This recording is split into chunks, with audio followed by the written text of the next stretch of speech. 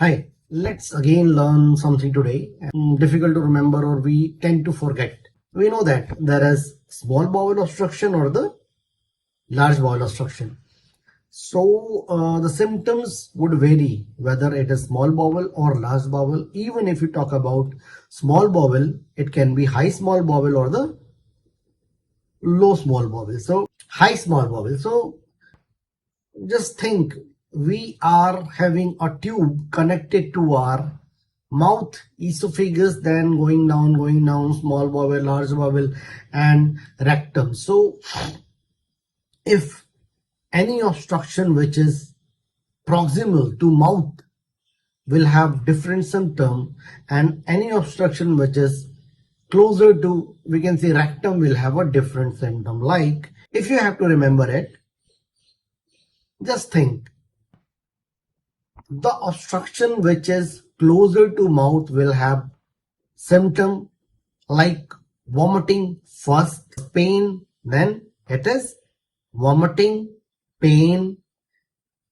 distension, abdominal distension, and later on constipation, because it's very distal to the or the very far away from the rectum. So it is the symptom of high small bowel obstruction. Now if the tube is blocked from the center maybe, so it is low small bowel obstruction, which is from duodenojejunal junction to, you can say, IC junction. So if obstruction is there, then again it is not very close to the mouth, not very close to the rectum. So the first symptom would be pain first, it is still nearer to mouth, vomiting second, then distension, and later on constipation. Okay, so it is, I think, easier to remember now.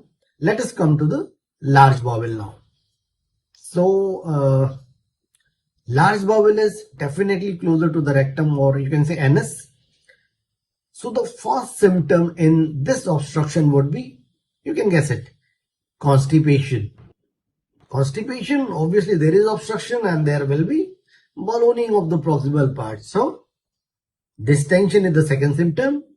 Obviously there is distension, there will be pain. So the pain is the third symptom, and if it is present, vomiting would be the last symptom to occur. Just think about the bowel, food has to travel a long distance for vomiting to occur. So small bowel symptoms will be different from large bowel symptoms. High small bowel obstruction symptom would be different from the distal small bowel obstruction. So I hope you will remember this, and thank you so much.